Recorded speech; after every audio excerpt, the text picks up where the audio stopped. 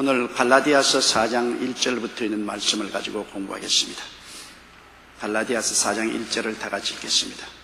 내가 또 말하노니 유업을 이을 자가 모든 것의 주인이나 어렸을 동안에는 종과 다름이 없어서. 큰 부잣집에 유산을 이을 장남이 있는데 그 장남이 아직 나이가 어리지 않습니까? 그러면 주인이 그 후사가 될 때까지 종에게 이 장남을 돌보도록 합니다. 이 장남이 아무 권세가 없지요. 그동안은 그가 후사가 될 나이가 될 때까지는 종의 수하에 주어서 종이 그 장남 모든 일을 돌봐주기 때문에 실세가 아닙니다. 실제 고난이 없어요. 대개 25살이 되면은 성년이 되어서 이제는 당당하게 후사가 됩니다. 그러면 그때는 종이 다시 그 사람에게 무릎을 꿇고 그 사람 시킨 대로 하죠. 아버지가 딱 정해놓았을 때 내 아들이 25살 될 때까지는 일절 모든 댁 내외의 모든 일은 종이 돌봐주라. 그러면 25살 될 때까지는 꼼짝도 못해요. 후사는 후사지만 후사의 권한이 아무것도 없어요. 종 아래에 있어요. 종 시키는 대로 해야 돼요. 주인인데도 불구하고 종이 시키는 대로 합니다. 그것은 아버지가 정한 후사의 나이가 이르기 전까지는 그렇게 되는 것입니다. 2절 읽으십시다. 그 아버지의 정한 때까지 후견인과 청지기 아래에 있나니. 보십시오. 아버지가 정한 그 나이까지는 후견인이나 청지기 아래 있다. 후견인은 그를 돌봐줄 사람을 임명한 것이 후견인이고, 청지기는 그 집안 모든 사정을 다 돌보는 집사입니다. 종입니다. 그러므로 아버지가 정할 때까지는 후견인이나 이 청지기 시킨 대로 해야지요. 후견이나 청지기 보고 큰 소리 할 자격이 없습니다. 정한 시기가 되면은 후견인 간섭도 벗어나고 청지기 간섭도 벗어나고 완전히 주인으로서 들어앉게 되는 것입니다. 3절요. 이와 같이 우리도 어렸을 때 이 세상 초등학문 아래에서 종로를 하였더니, 신앙적으로 이제 바울이 비교했으면 우리도 어렸을 때, 우리가 아직 예수 그리스도를 알지 못할 때에는 이 세상 초등학문이란 뭡니까? 세상 종교를 따르고 우상에 절하고 점쟁이 따라가고 사주팔자 보고 온갖 것 이런 것 따라가면 초등학문입니다. 아주 대학원을 졸업했으면 그런 거 안 하겠는데 초등학문 아무것도 모르니까 이 세상 권세 그대로 다 우리도 어릴 때 따라갔습니다. 요새 예수 믿는 사람들도 사주팔자 보는 사람 많다 그래요. 그거 초등학문입니다. 우리 인생의 운명은 하나님이 잡고 계십니다. 사주팔자가 우리 인생을 잡고 있지 않습니다. 인생의 생사화복은 하나님이 주장하시는데 왜 귀신들에게 가서 물어요? 귀신이 무슨 생사화복을 주장해요? 아직 모르니까 초등학문은 가지고 있기 때문에 그렇게 한다고요. 이와 같이 우리도 어렸을 때는 이 세상 초등학문 아래에서 종로로 됐습니다. 그래서 그 세상 초등학문이 시키는 대로 따라갔단 말입니다. 점치고 사주팔자 보고 부적 해달라면 부적 달고 묵구리 하라면 묵구리 하고 우상에 가서 절하라면 천번절도 하고 산에나 바다에 가서 절하고 그러니 됐습니다. 그 초등학문의 종로로십니다. 소위 말하는 사탄의 종로로 됐죠. 그러나 4절요.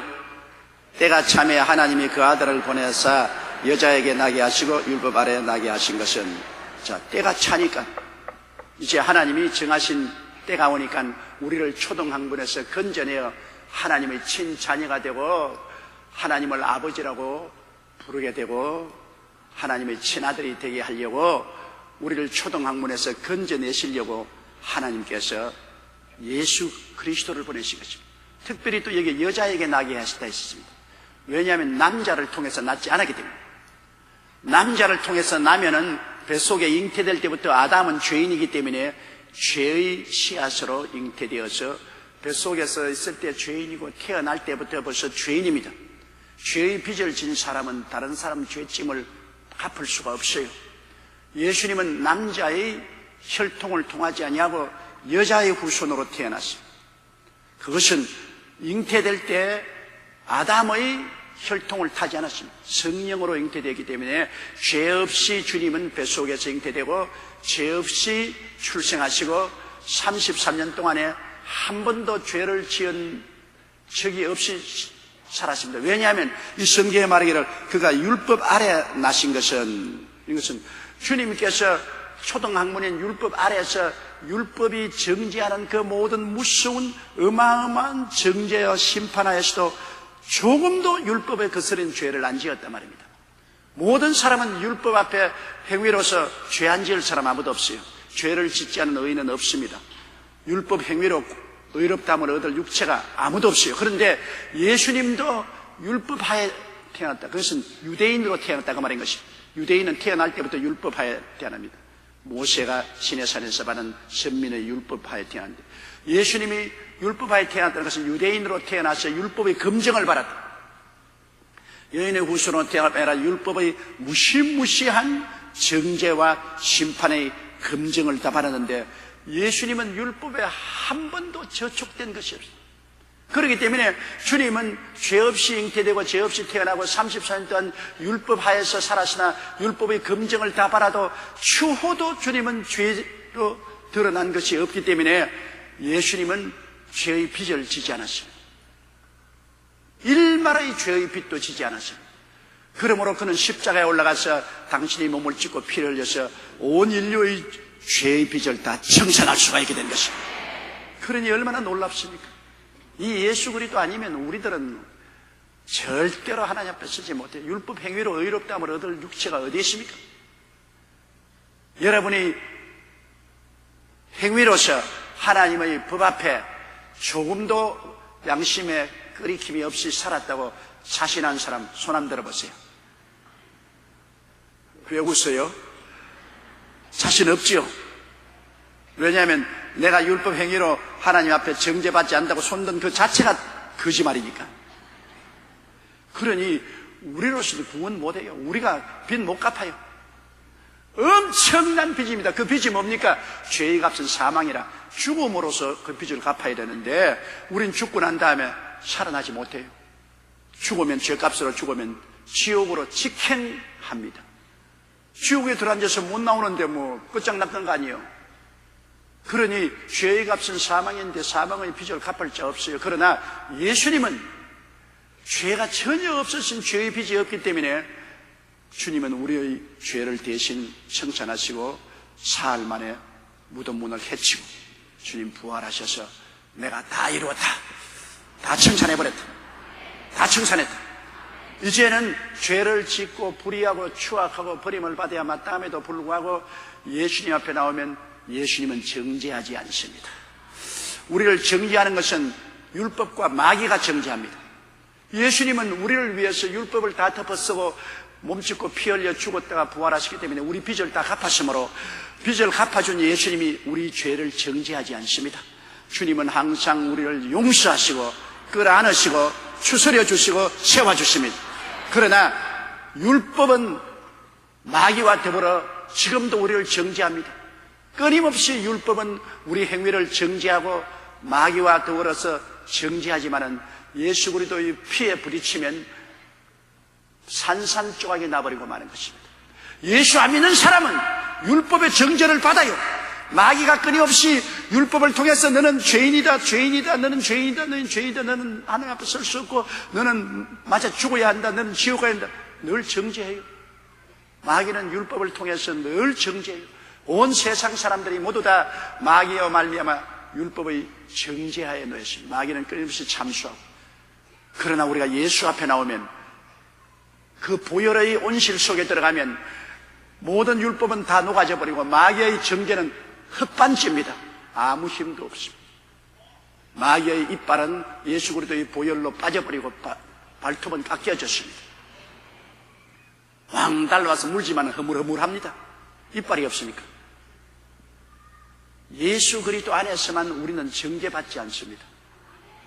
예수 그리스도로 말미암아 우리에게 주님은 풍성한 용서와 사랑을 베풀고 성령으로 말미암아 우리를 살리시는 역할을 하는 것입니다.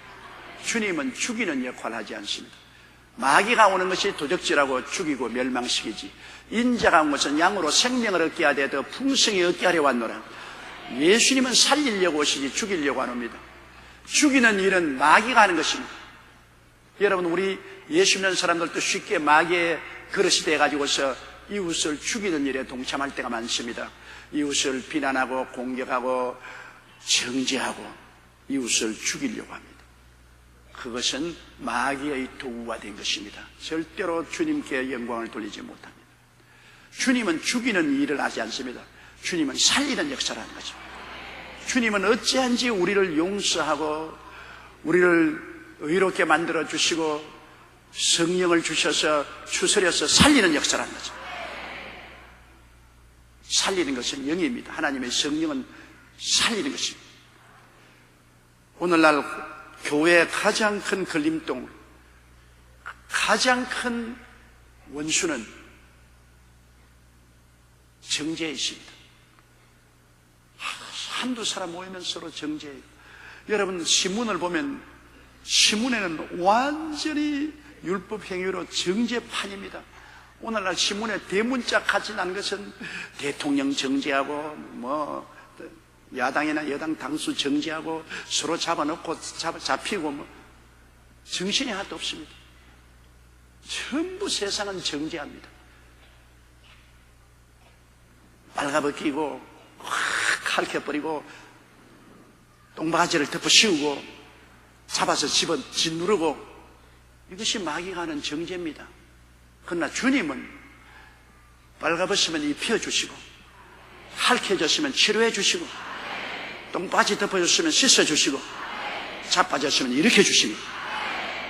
그러므로 예수님이 우리의 구주가 되신 것입니다. 주 예수보다도 귀한 것은 없네. 이 세상 부귀와 바꿀 수 없네. 예수님이 귀하고 귀한 것은 예수님 한 분 여러분이 꼭 모시고 있으면 여러분은 율법과 마귀의 정죄를 받지 않고 또 예수 그리스도로 말미암아 하나님의 친아들이 된 것입니다. 친아들이. 어떠한 사람이 저기 친구를 만났어. 왜 자네 교인들은 자꾸 하나님을 아버지라고 합니다. 그 참 듣기 민망스럽다. 하나님은 천지와 만물을 지으신 장엄하시고 위대하신 하나님이시기 때문에 하나님 부를 때 위대하신 하나님, 창조주 하나님, 장엄한 하나님, 우주의 지배자인 하나님 이렇게 불러야지 하나님을 왜 아버지라고 부르냐. 아주 촌스럽고 천박스럽다. 그렇게 했는데 그 사람이 하루는 교회 가서 설교 듣다가 예수 십자가에 주님이 몸 찢고 피 흘려서 자기를 위해서 죽으시고 자기를 그 무시무시한 율법과 마귀의 정죄에서 다 해방시켰어요. 온 세상 사람이 다 정죄하고 율법이 다 정죄해도 예수님이 나는 너를 정죄하지 아니하노라. 주님이 보혈로 정죄하지 않고 품어주는 그 사랑을 성령으로 말미암아 깨닫게 되자 자기도 모르는 사이에 눈물을 흘리면서 하늘에 계신 아버지여, 은혜를 안 받았기 때문에 아버지란 소리가 안 나오지, 은혜를 받고 보면은 너무나 절절히 감사해서 아버지란 소리가 가슴에 넘쳐납니다. 하나님은 우리의 아버지신 것입니다. 아버지가 아니고는 이렇게 해줄 자가 없어요. 절대로 선생님은 이렇게 해줄 수 없습니다. 아버지는 이렇게 해주시는 것입니다. 하늘에 계신 우리 아버지, 예수 그리스도를 통해서 우리는 마귀의 공격에도 보호를 받고 율법의 정죄에서도 해방되고 하나님이 친아버지가 되니까 얼마나 좋습니까? 한 사람이 목사님을 찾아와서, 목사님, 나는 이제 망해서 아무것도 없습니다. 사업이 망해가지고서 이제는 빚점 위에 올라앉았습니다. 그러면 또 집도 다 차압당해서 이제 쫓겨나게 되었습니다. 그럼 또 애들은 학교 가는 거 다 못 가고 이제는 그만두었습니다. 그러면 또 마누라는 먹고 살기 위해서 파출 보러 나갔습니다. 그러면 또 스트레스를 받아서 나는 아무것도 못하는 마음의 병이 들었습니다. 그 뭐가 있냐? 아무것도 없습니다. 아무것도 없습니다. 진짜 아무것도 없느냐? 예, 아무것도 없습니다. 잘 못 알았어요. 다 잃었다 그랬죠. 하나도 없다 그랬죠. 당신 가슴 속에 누가 있습니까? 가만히거든. 당신 예수를 믿습니까? 믿습니다. 그럼 당신 가슴 속에 예수님이 계시지 않아요? 예수님만 계시면 하늘과 땅의 모든 권세를 예수님이 가지고 계시니, 예수님 붙잡고 기도하면 주님께서 그 나라와 그 일을 먼저 구하라, 이 모든 것을 더하여 주겠다고 했는데 당신 걱정할 것도 돼 있어요. 예수 안 믿는 사람이 아무것도 없지. 예수 안 믿는 사람이 다 잃어버릴 수 있지만은 예수 믿는 사람은 아무리 잃어버리려야 잃어버릴 수 없는 것이 있으니 바로 예수님이 마음속에 계신 것입니다. 참말입니다. 예수님께서는 제 아들 보고 뭐라고 말하십니까? 하늘과 땅의 모든 권세를 내게 주었다고 말씀하시고, 너희는 세상에서 환난을 당하나 담대하라, 내가 세상을 이겼나라고 말씀하시고, 그날에 내가 아버지 안에 너희가 내 안에, 내가 너희 안에 있는 것을 너희가 알리라고 말씀하시고, 볼지어다 세상 끝날까지 내가 항상 너와 같이 하겠다고 하셨습니다. 이 예수님이 나와 같이 계시고 내 가슴 속에 계시면 여러분 모든 것을 다 가지고 있습니다. 예수님 안에 모든 것이 있어요. 사람들이 예수님을 귀한 줄을 모르죠. 예수님을 내 마음의 주님으로 섬기고 살지를 않고 그 나라와 그 일을 먼저 구하지 않고 자기의 육신의 정욕과 안목의 정욕과 이 세상 자랑을 따라서 마귀와 세상을 따라 분탕을 하고 살기 때문에 예수님 능력도 체험하지 못하고 기도도 체험하지 못하고 예수님 귀한 줄을 몰랐지. 그러나 이 세상 것 다 틀어버리고 예수님 앞에 나와서 예수님을 진실로 주를 가슴 속에 모시면 예수님 안에 모든 것이 다 있는 것입니다. 모든 것이 다 있어요. 오늘 예수 그리스도는 이야기가 아닙니다. 신학적인 명제가 아닙니다. 토크쇼에 나오는 인물이 아닙니다. 우리 구주가 되시는 것입니다. 여러분과 나를 위해서 십자가에서 너무나 사랑해서 몸을 찢고 피를 흘려서 우리를 끌어안는 정죄하지 않는 구주가 되십니다. 온 세상 어디 가든지 여러분 정죄합니다. 여러분의 형제들도 정죄합니다. 친구들도 정죄합니다. 마귀들은 한술 더 떠서 정죄합니다. 정죄하지 않은 분은 예수님밖에 없습니다. 예수님밖에. 예수님만이 진짜로 여러분을 사랑하십니다. 그 십자가에 못 박힌 거 보십시오. 양손과 양발에 못 박혀서 그 늘어져 있는 거 보십시오. 왜? 나 때문에. 나 위하여 십자가에 중한 고통 받으사 대신 죽은 주 예수의 사랑하신 은혜여 보배로 피를 흘려 영영 죽을 불에서 구속함을 얻은 우리 어찌 찬양하늘까. 자나깨나 찬양해야 됩니다. 앉아나서나 찬양해야 되는 것입니다. 먹으나 안 먹으나 찬양해야 되는 것입니다. 우리의 모든 삶은 우리 예수님께 초점을 맞추고 살아야 되는 것입니다. 돈에 초점을 맞추면 안 돼요. 지위나 명예나 권세나 청춘에 초점을 맞추면 안 돼요. 예수님께만 초점을 맞춰야 되는 것입니다. 예수님만이 진정으로 여러분을 사랑하시는 분인 것입니다. 예수님만이 여러분을 위해서 목숨을 바치신 분이요, 지금도 살아계셔서 24시간 떠나지 않고 여러분과 같이 계신 그분에게 여러분 마음과 뜻과 정성을 다 바쳐 초점을 맞춰야 돼요. 그리스도 안에서 만족을 얻지 못하면 여러분 큰일입니다. 세상에는 분망하고 돌아다니나 만족이 있을 것 같아도 만족 없습니다. 바닷물을 마신 사람은 마실 때는 물이 들어오는 것 같지만 목에 소금기가 들어오면 자꾸 더 가려져서 물을 또 마시고 배가 남산만쯤 되어서 터져 죽습니다. 바닷물은 마셔도 더 갈증이 납니다. 이 세상 탐욕을, 쾌락은 아무리 가지면 가질수록 더 갈증이 납니다. 예수님이 수가성고 물가에 남편을 5칼 제끼고 6번째 남자하고 사는 여자에게 뭐라고 말하십니까? 네가 이 물을 마시면 다시 목마르다. 아주 상징적인 말입니다. 너 5번 남편 갈아놓고 난 다음에도 목마르지 않더냐? 만족한 남자 있더냐? 첫째 남편도 목말라 만족하지 않아. 던져버리고 둘째 남편 사람은 또 목마르다. 또 만족하지 않아. 또 버리고 셋째 남편 또 목마르다. 또 버리고. 참 용감하다. 넷째 남편 또 만났는데 또 목마르다. 또 버리고. 5째 남편 또 또 목마르다. 또 버리고.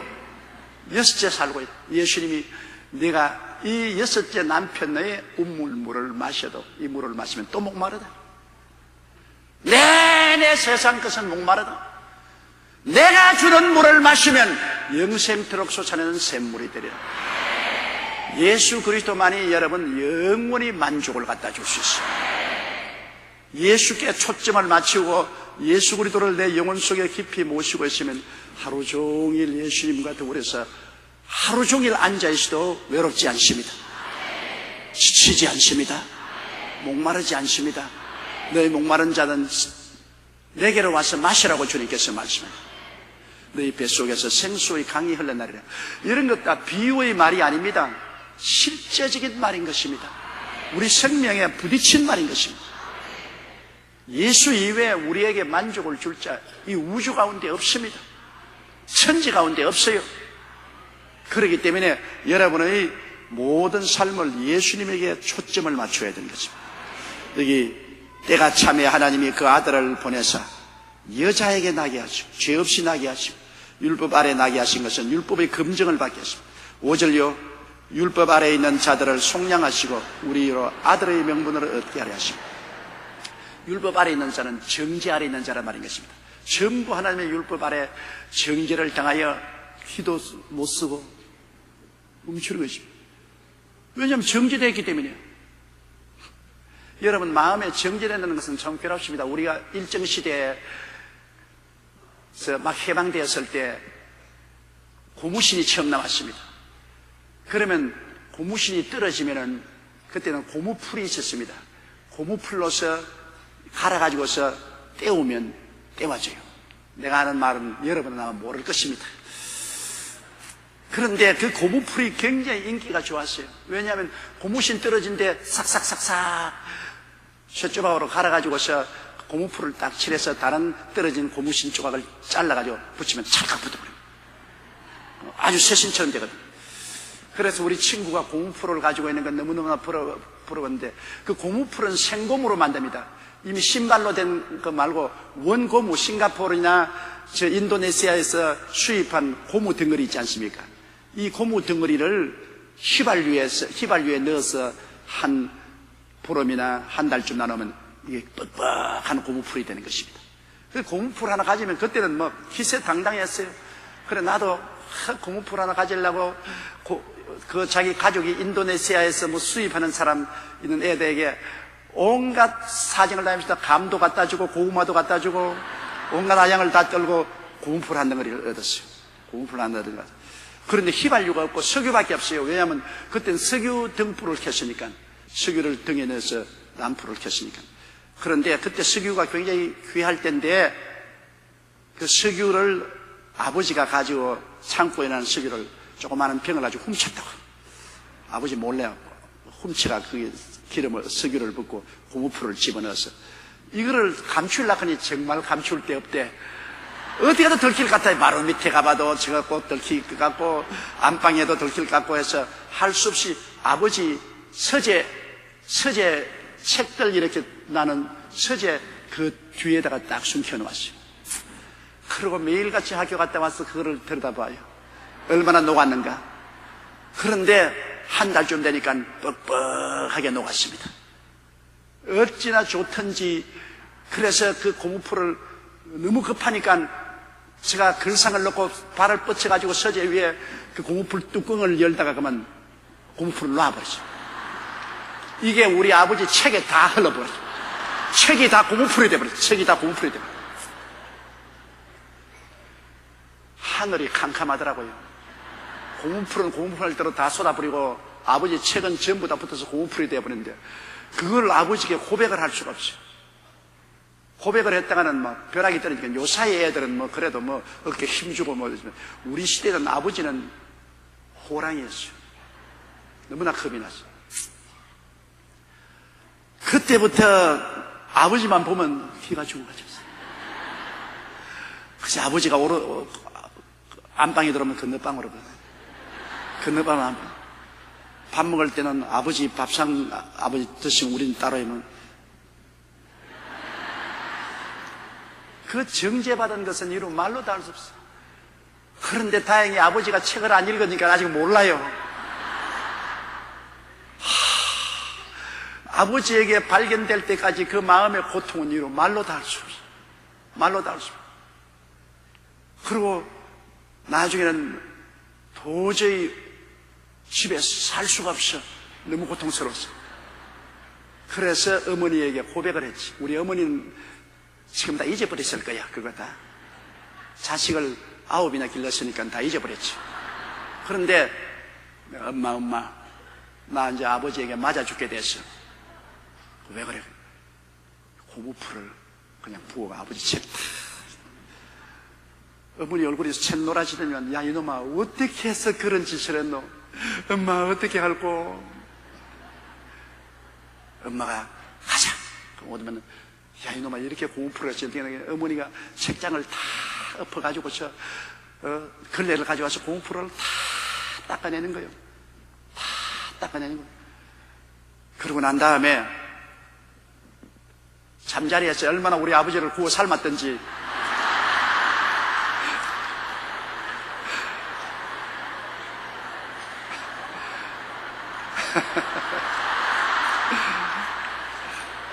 아침이 되니까 아버님이 용기야 이리 와. 난 죽었다 이제. 그래 가니까 어머니가 날 보고 눈을 끔벅끔벅 하면서 괜찮다 그러더라고. 얼마나 고마운지. 그때 엄마 있는 게 얼마나 고맙더만. 그래 아버지가 가서 꿀 앉으니까 알았다. 네가 그렇게 고무풀이 가지고 싶더냐? 예, 고무풀이 너무 가지고 싶어. 그러면 나보고 이야기를 하지 왜 나 몰래 그런지. 그런 걸 아버지에게 숨기니까 이렇게 되지 않느냐. 앞으로는 숨기지 마라. 내가 아버지하고 인원하면 아버지가 그거 해줄 것인데 왜 아버지에게 숨기느냐. 해방이다. 와, 그날은 막 얼마나 우리 어머니가 더 이뻐 보이고 그냥 학교 갔는데 얼마나 신바람이 나는지 말도 못해요. 우리 예수님이 바로 그 어머니입니다. 예수님이 바로 그 어머니예요. 아버지의 법을 어기고 우리가 율법하에서 기가 죽어가지고서 율법하에서 기가 죽어서 아주 뭐 기진맥진인데 예수님도 율법하에 태어나셔서 율법의 심판을 다 바라나 정죄되지 아니하고 아버지 앞에서 우리 죄를 어머니가 예수님이 다 짊어지셨어요. 우리 어머니 좀 예수님이 다 짊어졌어요. 다 청산하고 난 다음에 지금은 아버지 보호자 우편에 앉아서 우리를 위해서 중재를 해주고 계십니다. 그러니 우리가 죄를 짓고 불의하고 추악하고 정죄받아 죽을 수밖에 없는 우리가 어떻게 하나님 아버지 앞에 가슴을 펼치고 당당하게 나갈 수가 있습니까? 어떻게 우리가 죽을 때 지옥 갈 걱정 없이 천당 갈 수 있습니까? 예수님 때문에, 우리의 어머니 같은 예수님 때문에 예수님이 다 청산하시고 예수님이 아버지 앞에서 우리 기도해 주어서 아버지가 우리를 용납하게 해주셔서 우리는 이제는 당당하게 예수 이름으로 가슴을 펴고 천당에 갈 수가 있게 된 것입니다. 여러분 의로운 행위로 된 것 아닙니다. 고무풀 쏟아놓고 뭐 잘한 거 뭐가 있어?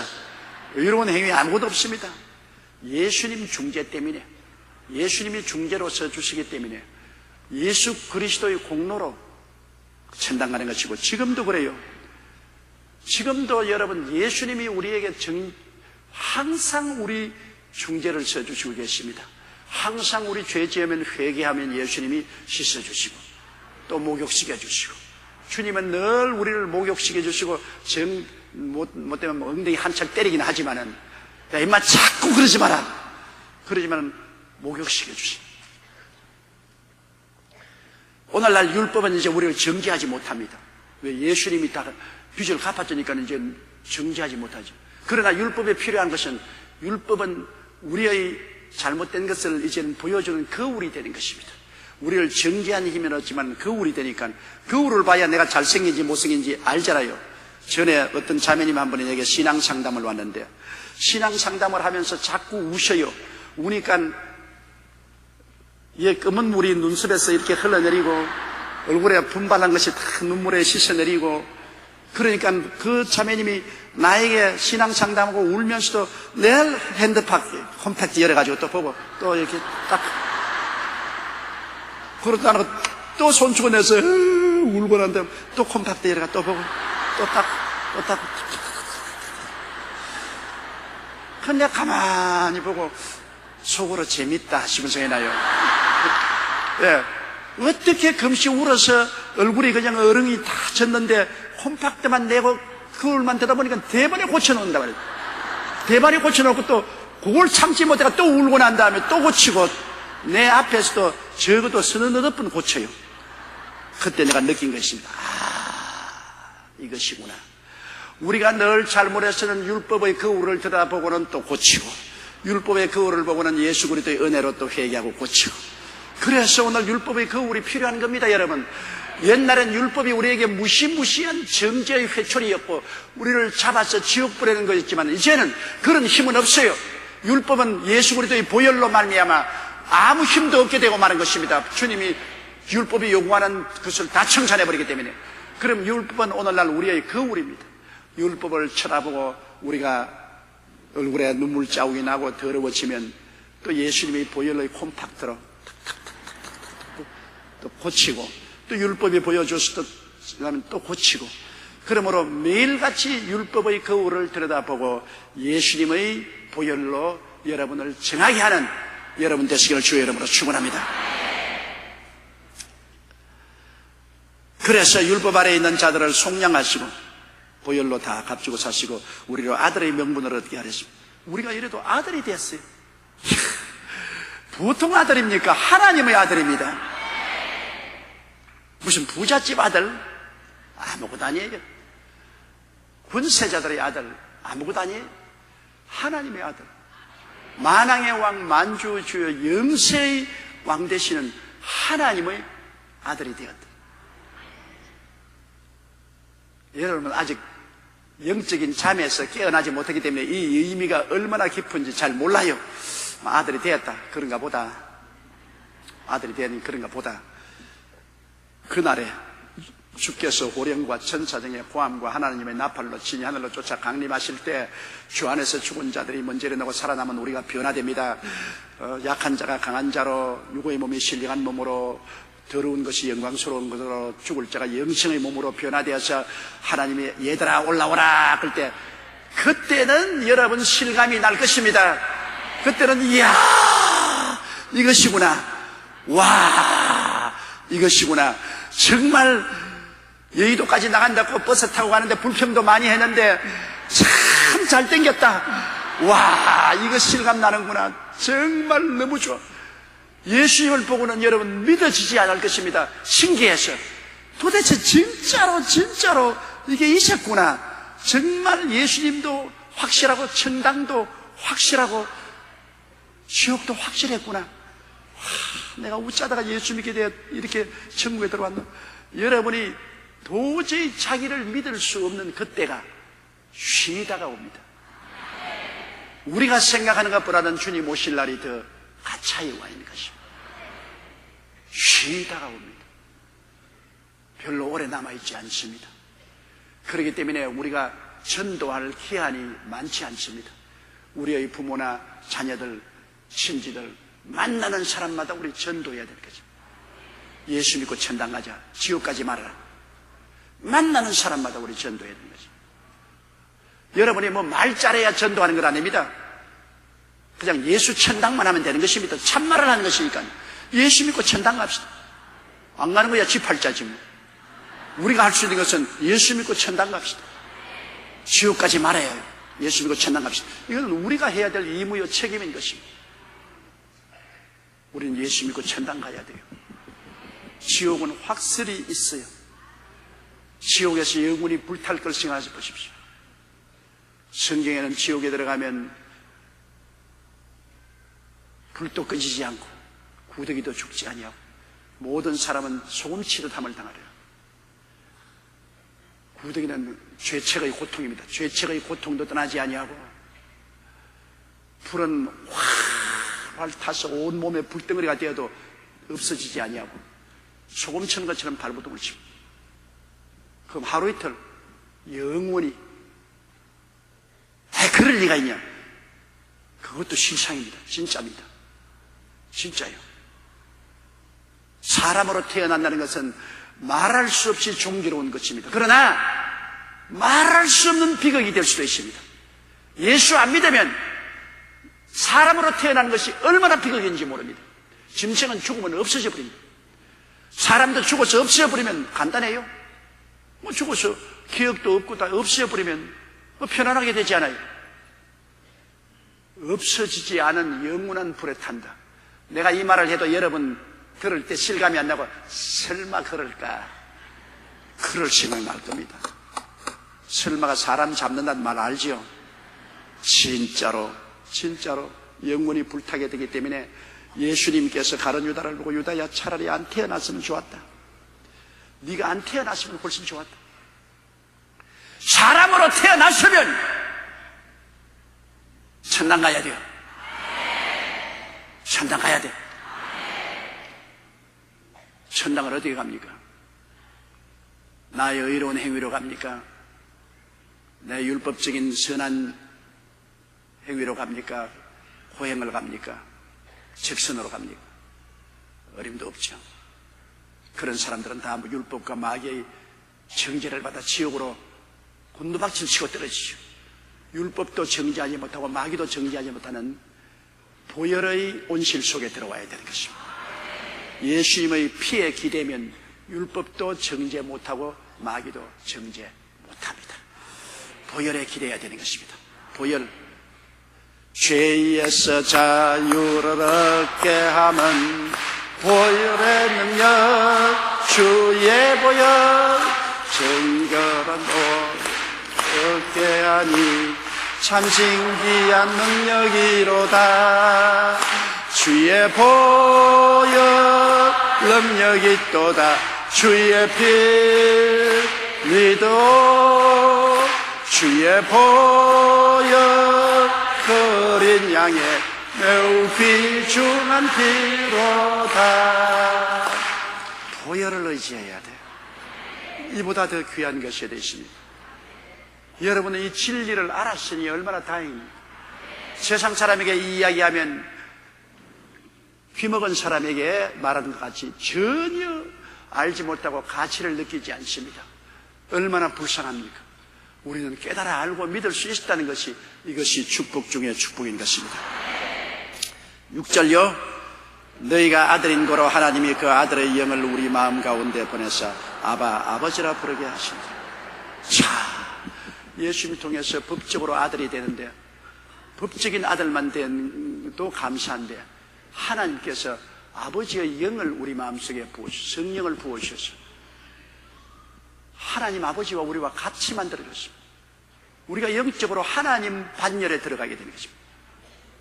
지금 육신이지만은 하나님의 영이 우리에게 들어와서 우리를 점령해서 아들은 아버지와 같은 집에 살잖아요.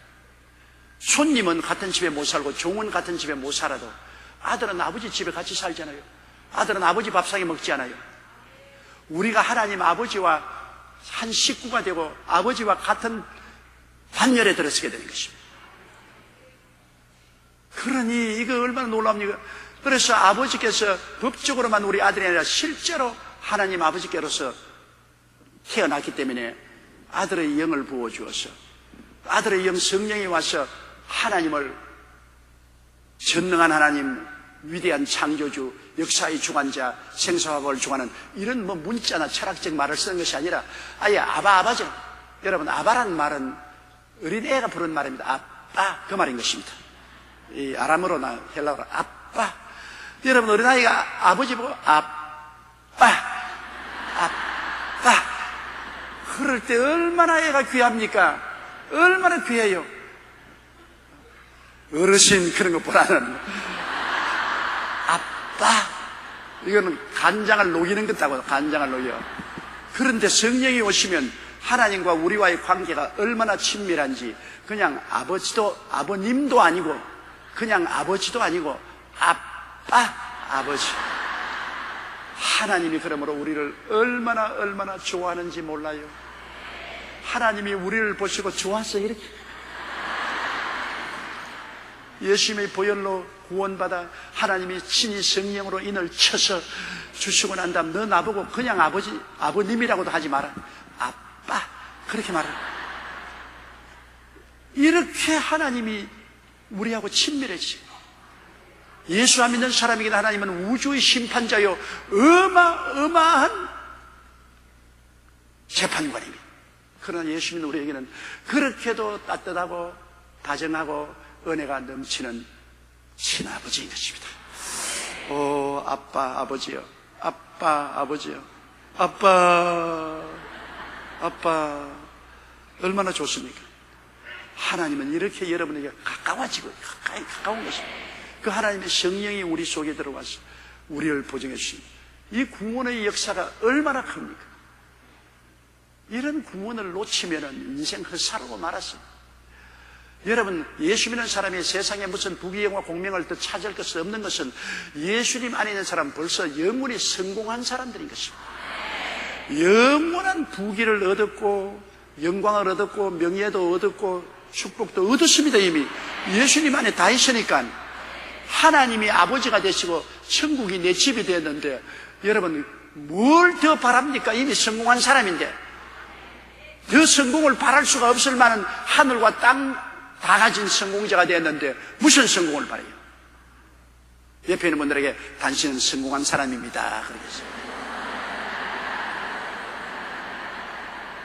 그러니 쓸데없는 탐욕 가지지 말아요.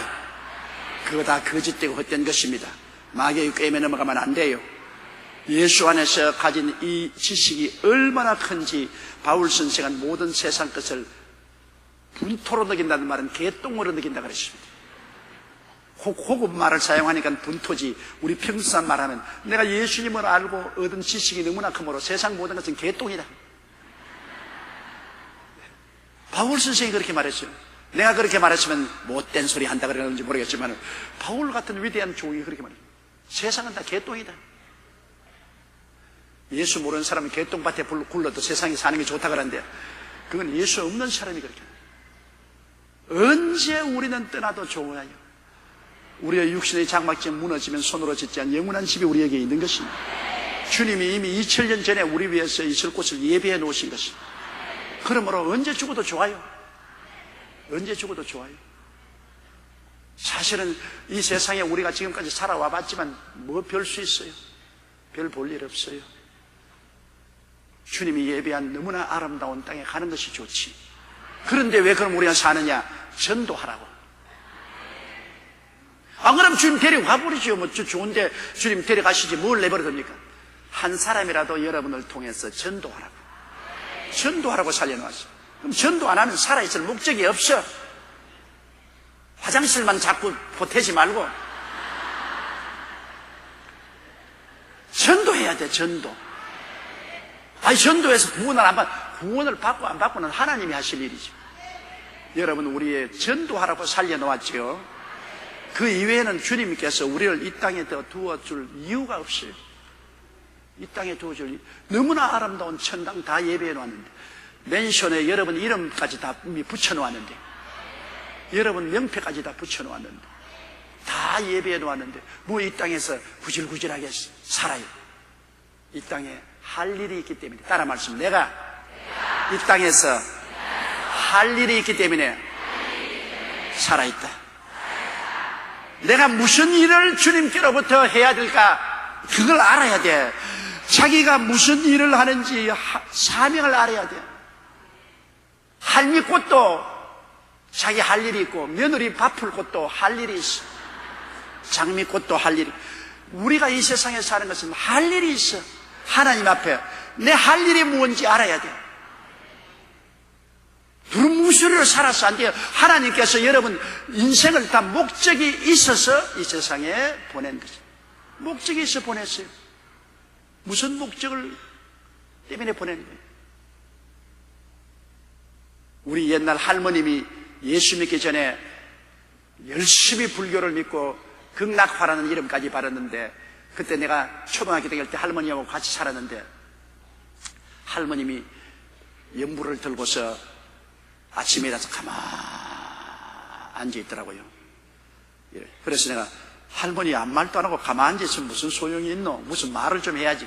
아니야, 내가 절간에 가서 스님의 가르치는 말을 들으니까 가만히 앉아가지고서 인생이 어디서 와서 왜 살모 어디로 가는가, 그거를 생각을 하라고 그러더라. 그래서 나는 지금 앉아서 인생이 어디서 와서 왜 삶이 어디로 가는가, 그걸 생각하고 있다.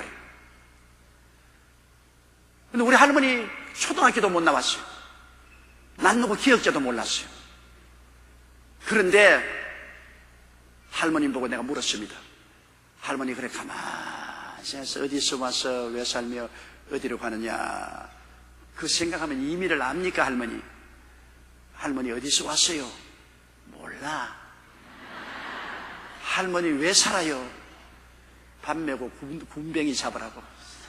우리 할머니 늘 농사일만 해서 나 밥 메고 군뱅이 잡으라고. 그럼 어딜 가요? 가봐야 알지 뭐 어딜 간지 내가 어떻게 알아. 그럼 생각해도 소용없잖아요. 그래도 스님이 그렇게 생각하라니까 내가 생각해 보는 거예요. 그 다음 내가 예수를 믿고 난 다음에 내가 확실히 어디서 와서 왜 삶이 어디로 가는지를 알았기 때문에 내가 그때 할머님이 70이 넘은 노인인데 가서 할머니, 이제 할머님 어디서 왔는지 내가 알려드릴게요. 하나님은 하나님이 지으신 조상 아담의 후손이요. 하나님이 지으신 아담의 후손인데 타락해가지고서 하나님께 버림받고 원수가 되었어요. 지금 버림받아서 이대로 있으면은 지옥으로 떨어져요.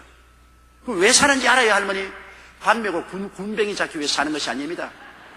할머니는 이 땅에서 하나님 앞에서 아무것도 배운 것도 없었으니까 주님 잘 섬기고 전도하라고 사는 겁니다. 할머니 옛날에 절간에 가던 친구들에게 예수 전도하라고. 그 때문에 할머니 사는 거예요, 전도하고. 어디를 가냐고요?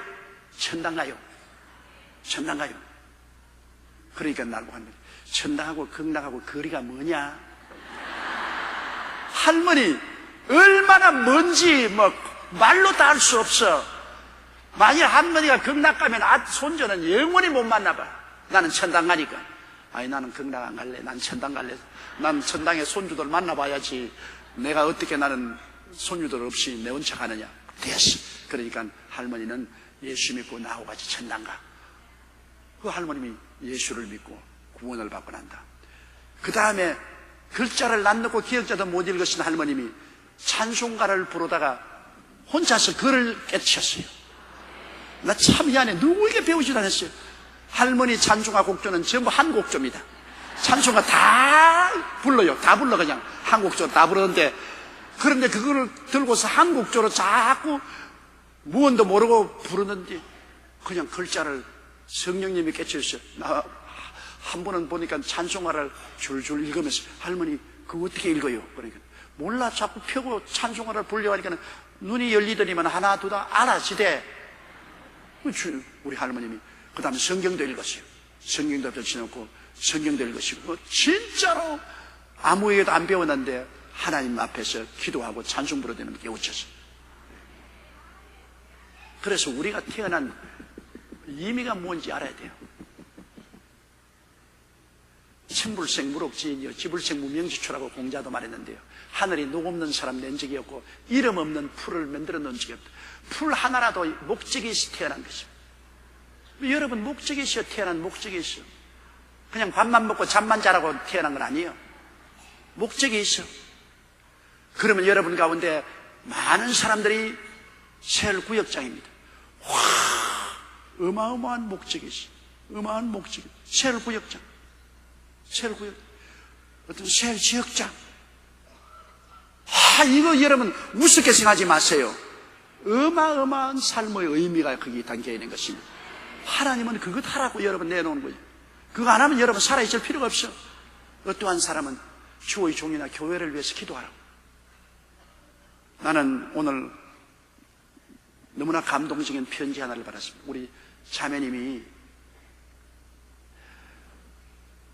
저를 위해서 기도하는데 요 사이에 어떻게든지 목사님이 굉장히 약해 보이고 슬퍼 보이고 허약해 보인다. 성령님이 마음속에서 너무나 탄식을 한다. 그래서 나를 위해서 눈물을 흘리며 기도한다. 자기 사명이 주의 종이 건강하고 오래 살아야 우리 양떼들을 다 먹이고 많은 사람에게 전도할 테니 그가 기도를 하는데 차라리 내 생명 10년을 빼앗아서 목사님에게 주어서 더 많은 영혼을 구원하게 해 주시옵소서.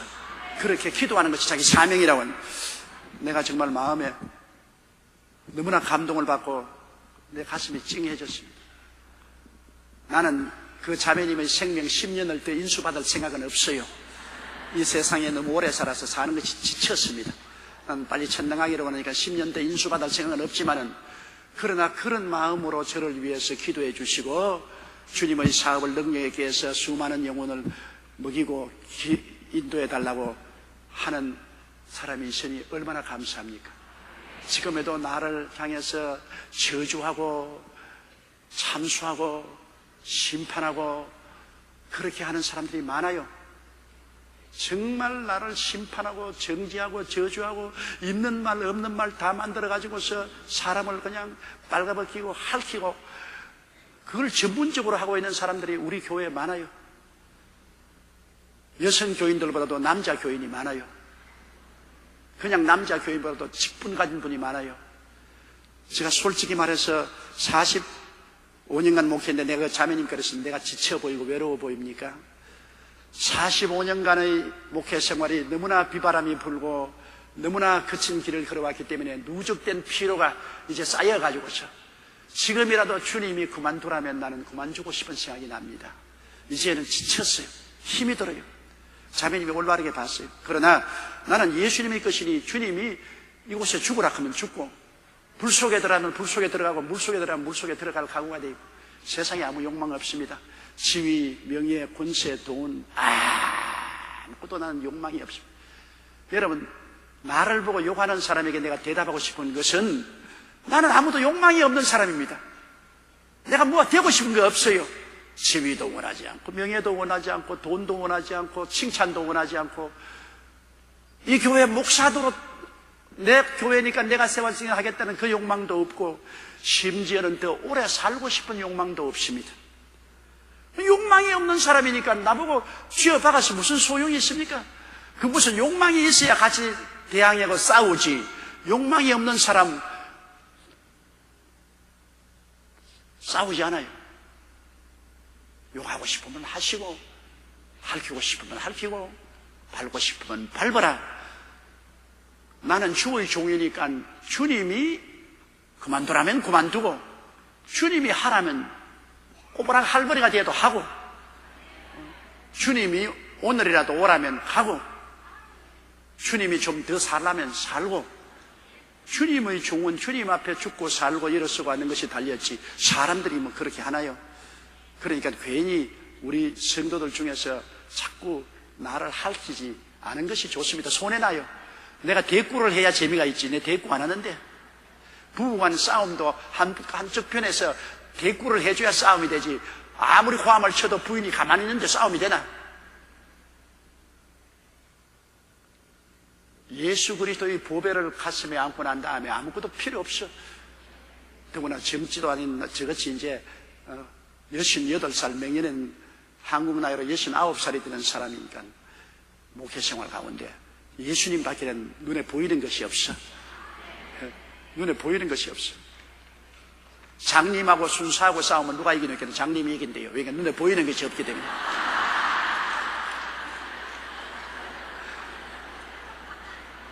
제가 세상에 대해서는 장님입니다. 세상에 대해서는 눈 감아버리고 하나님에 대해서 눈을 떴기 때문에 세상에 보이는 게 없어. 그러니까 겁날 것 아무것도 없어요. 그래서 나는 그 자매님이 그 기도를 해주신 데 대해서 너무나 감사한 것은, 왜냐하면 그 하나님이 사명으로 주었어. 주의 종을 위해서 기도하는 사명을 주었어. 그 자매님은 사명을 깨달아 알고 그 사명을 집행하고 있어. 그 사명을 집행할 동안에는 하나님 살려주시는 것이요. 사명 끝나면 가는 거지 뭐. 내 집에 명패까지 다 붙어 있는데. 그럼 여러분에게 다 하나님이 나에게 무슨 사명을 주었는가를 깊이 생각해야 돼. 나 뭐 때문에 이 세상에 태어나서, 뭐 때문에 지금까지 밥 먹고 살아서, 지금 하나님이 예수 믿고 구원받게 해서 이 자리에 앉혀놓았는가? 뭘 하라고 원합니까? 모르겠거든 기도하세요. 뭘 할까요? 그냥 밥만 먹고 잠만 자고 깨어나는 그런 어리석은 인생을 살라고 주님 두지 않았습니다. 그랬다면 벌써 데리고 가셨죠. 여러분 이 자리에 준 것은 아직까지 할 일이 있어서 준 것입니다. 한번 따라 말씀하십시오. 내가 세상에 사는 것은 할 일이 있어서 살고 있다. 할 일이 끝나면 간다. 그겁니다. 그러므로 내가 할 일이 뭔지를 여러분 깊이 생각하고 그것을 깨달았으면 그 할 일에 충성을 다해야 되는 거죠. 여러분이 이 땅에서 한 일은 하늘에서 상급으로 다 나타납니다. 아무것도 안 하고 하늘나라에 올라가면 너무나 부끄럽습니다. 여러분 이 땅에서 주를 위해서 일하는 것 하나도 헛되지 않습니다. 하늘에 다 있지만은 해와 달과 별들이 다 하늘에 있지 않아요. 그러나 해의 영광이 다르고 달의 영광이 다르고 별의 영광이 다르고 별과 별의 영광이 다릅니다. 영원히 사는 저 하늘나라에 올라가서 우리 영광이 달라요. 영광이 해같이 찬란한 영광으로 변화된 분이 있는가 하면 달같이 맑고 밝게 영광이 있는 사람은 별같이 반짝 그 사람 왔던가 그런 영광도 있습니다. 그러니까 이 땅에 있을 동안에 내가 사명을 다하면 주님 뭐라 했습니까? 착하고 충성된 종아 적은 일에 충성하였은즉 내 아버지의 큰 기쁨에 참여하라. 일의 많고 적음이 문제가 아닙니다. 조목사 큰 교회에 있으니까 나보다 영광이 많겠죠. 아닙니다. 성경에서 하나님이 심판하는 잣대는 착하고 충성된 것으로 잣대를 잽니다. 큰 일을 맡고도 착하고 충성되게 몰했으면 상급이 없고, 내가 지극히 적은 일, 다시 말하면 교회에서 금부를 줍는 일이라도 내일이면 내가 착하고 충성되게 했으면 그것이 상급을 받게 되는 척도가 되는 것입니다. 그러므로 나는 여러분께 부탁합니다. 하나님이 여러분에게 주신 사명을 착하고 충성되게 하십시오. 착하고 충성되게, 아주 착하고 충성되게. 그러면 여러분 하늘나라에 갔을 때 기뻐하고 즐거워하고 춤을 추며 좋아할 날이 다가오게 되실 것입니다.